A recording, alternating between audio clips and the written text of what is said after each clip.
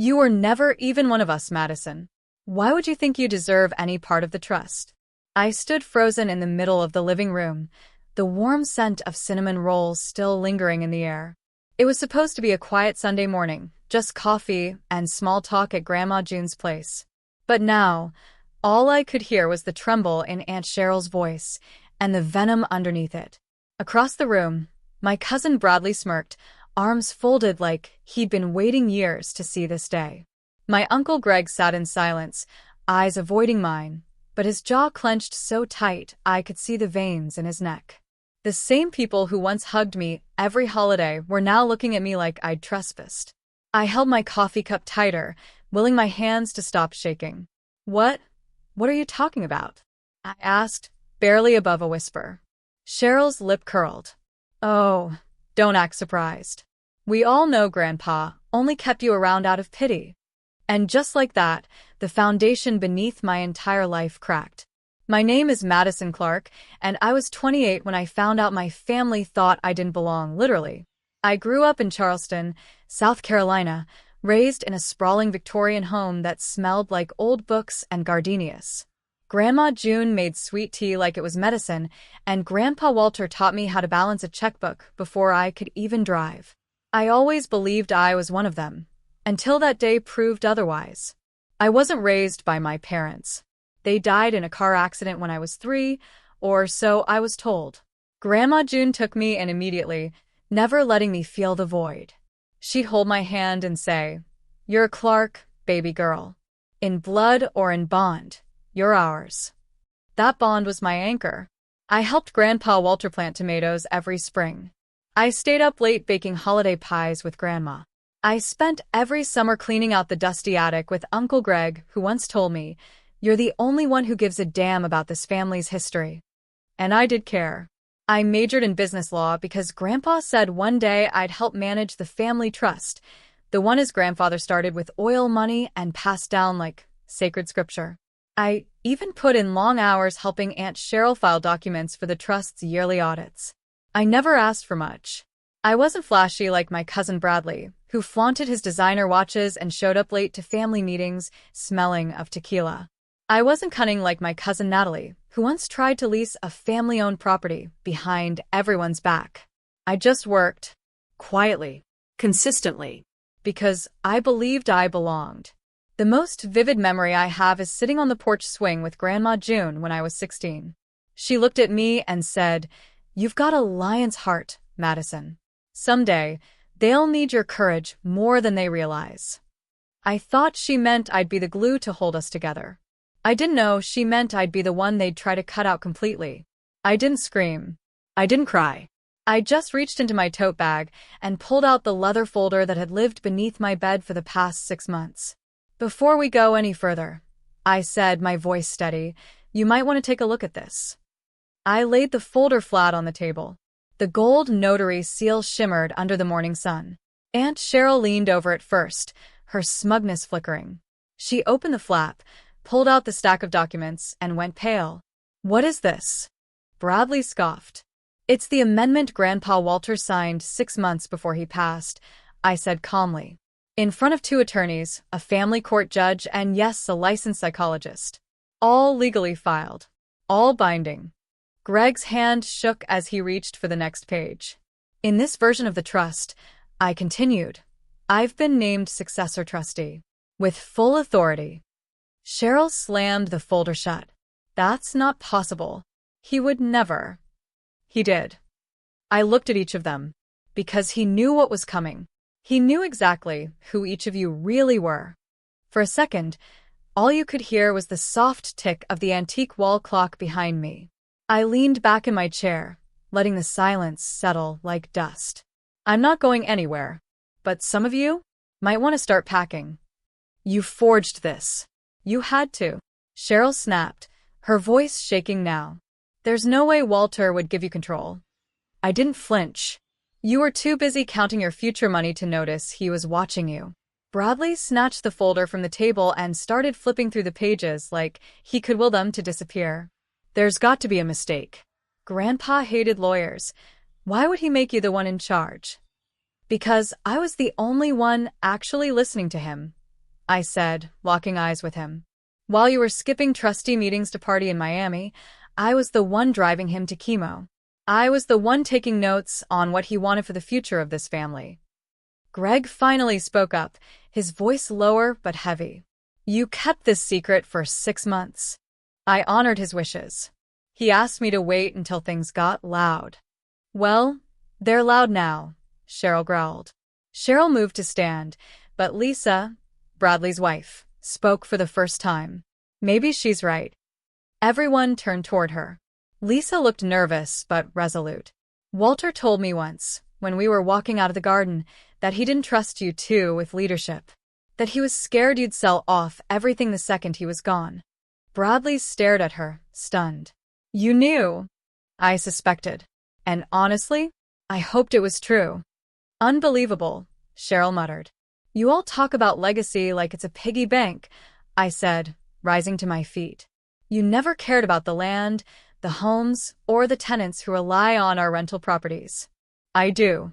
Grandpa did. That's why he chose me. Greg rubbed his temples. You don't understand the pressure this family's under. I do. I just never used it as an excuse to be cruel. You think you can just walk in here and take control? Cheryl hissed. I'm not taking anything. I earned it. I turned to Lisa. You've always been kind to me, even when the rest of them acted like I was invisible. I remember you brought me soup when I had strep that Thanksgiving. Lisa nodded, eyes glassy. You've got a degree in accounting, right? She looked surprised. Yeah, I'd like you to audit the last 2 years of trust spending. If you're open to it. Cheryl's face turned red. This is disgusting. You're dividing this family. No, I said quietly. You divided it. I'm just picking up the pieces. Greg pushed his chair back and stood. If this is how it's going to be, then we'll see you in court. You're welcome to try, I replied, sliding the folder back into my bag. But Grandpa had great lawyers. Lisa stood too. I'll help her. I'm tired of pretending you all have this under control. Cheryl looked ready to scream, but instead, she just stormed out of the room. Bradley followed, shaking his head. Greg lingered by the door. You've changed, Madison. No, I said softly. I just stopped shrinking. The silence in the house that afternoon was deafening. After Cheryl, Bradley, and Greg stormed out, I sat at the long oak table in the kitchen, the one Grandpa Walter had carved himself back in 1971, and just breathed. I expected to feel victorious. Maybe even smug. But instead, I felt tired. Not defeated. Just deeply, soulfully tired. The kind of exhaustion that comes from holding in your worth for too long. Lisa came in a few minutes later with 2 mugs of tea. She set one in front of me and sat down across the table. You okay? She asked. I nodded. I think so. You? She offered a wobbly smile. Better than I have in years. We sipped in silence for a while. I used to think Cheryl was protecting the family, she said finally. Now I see she was just protecting her power. She's not used to anyone challenging her. She built her throne on fear and familiarity. Lisa tapped her mug. What are you going to do? I looked around the kitchen. The faded wallpaper. The scuffed hardwood floors. The clock with the chipped face still ticking behind me. I'm going to renovate. Not just the house, the family trust, the properties, the way things are run. Grandpa always said the future of a family is in its roots and its branches. Lisa's eyes lit up. That's actually kind of beautiful. He said it after I brought home a dead bonsai tree from school. I laughed. He told me to stop trimming what hadn't been watered. Lisa grinned. He was wiser than all of us. I took a deep breath. First step is transparency. I want every beneficiary to have full access to the books. I want tenants to have protections. And I want to build a scholarship fund in Grandpa's name for kids like me who grew up hearing they didn't belong.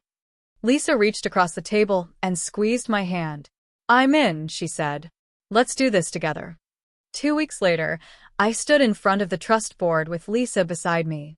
Most of the board members had never even spoken to me before. Now they were listening, really listening.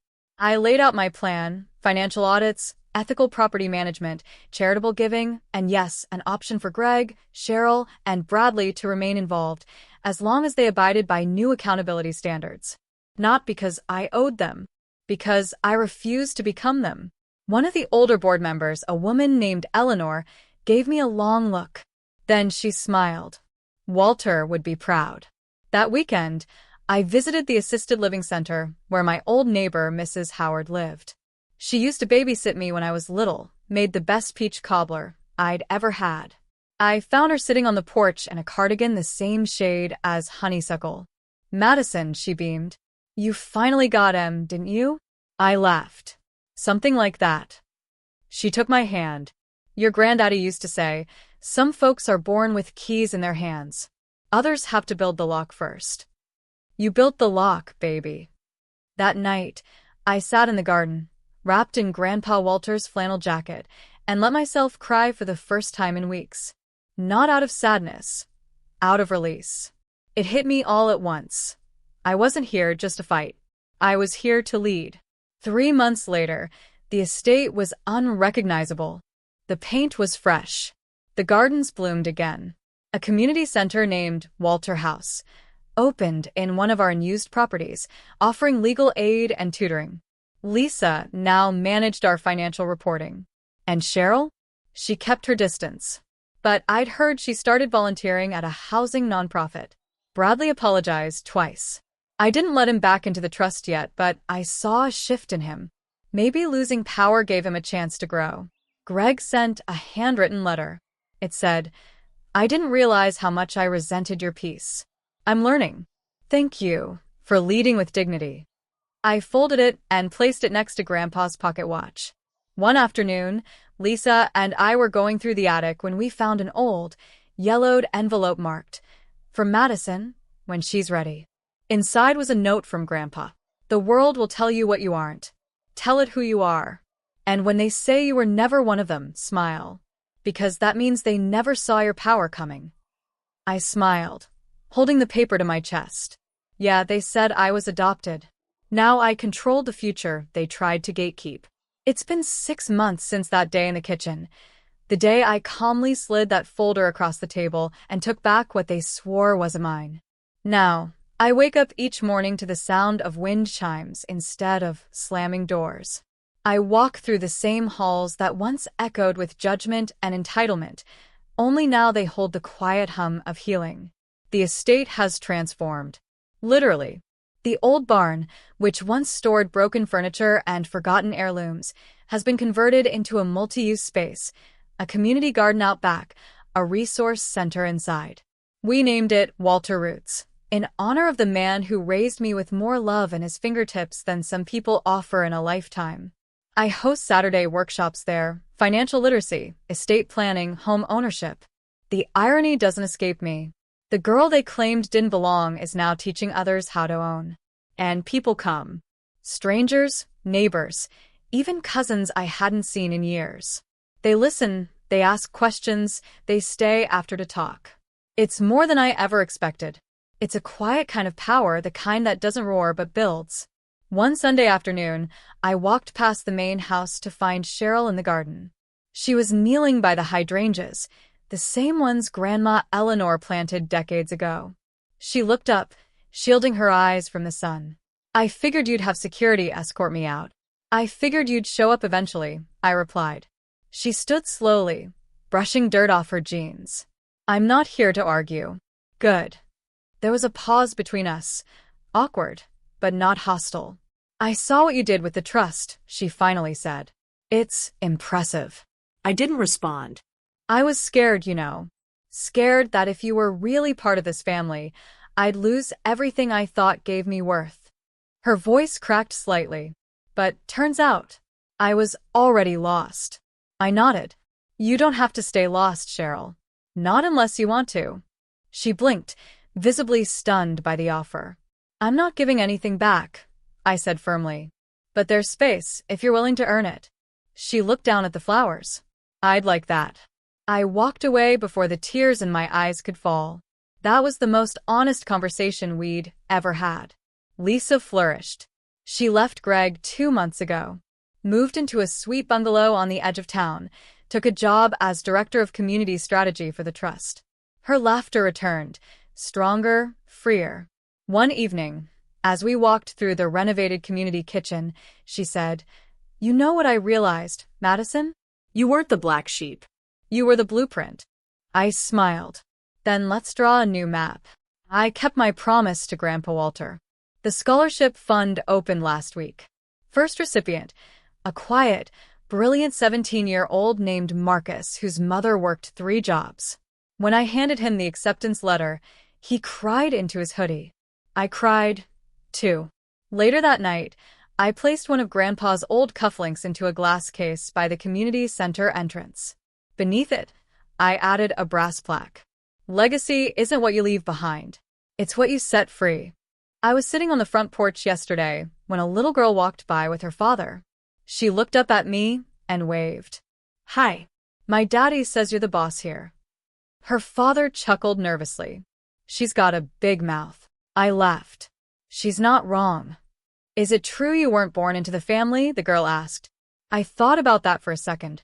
"I was born into love," I replied. "And love built this." The little girl nodded like she understood something deeper than her years. Then she skipped off. That night, I cooked dinner in the same kitchen where my inheritance had once been questioned. The counters were new. The floors gleamed. But the smell of rosemary chicken still reminded me of Grandma's apron and Grandpa's deep belly laugh. I sat down at the table with Lisa, Marcus, and Mrs. Howard, who had brought her famous peach cobbler. Laughter bounced off the walls. No secrets. No power games. Just peace. I looked around and thought, this is what family is. Not blood. Not control. Choice. And as the sun dipped below the horizon, casting gold light through the window panes, I felt it deep in my chest. They said I was adopted. But now, I own the legacy. And I'm just getting started.